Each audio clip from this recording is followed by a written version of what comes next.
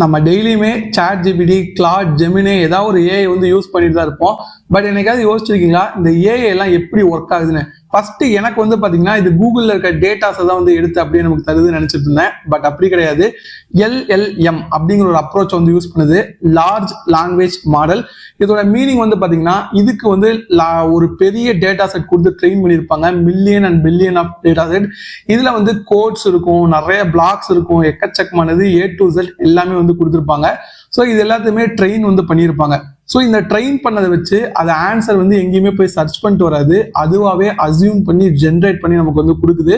So இதனால தான் ஃபாஸ்ட்டாக இருக்கு அண்ட் ஒருத்தருக்கும் ஏற்ற மாதிரி அவங்க கேட்குற கேள்விக்கு கஸ்டமைஸ்டான ஆன்சர்ஸே அதனால கொடுக்க முடியுது. ஸோ இதுதான் இதோட ஒர்க்கிங் மாடல். அண்ட் நமக்கு வந்து ஃபர்ஸ்ட் இந்த LLM வந்து பெஸ்டா அப்ரோச் பண்ணி அந்த ஏஐ வந்து பாத்தீங்கன்னா எலிசா 1966 வந்துச்சு. பட் ரொம்ப மாடர்ன் டிரான்ஸ்ஃபார்மரா வந்தது சாட் ஜிபிடி 1 தான் 2018.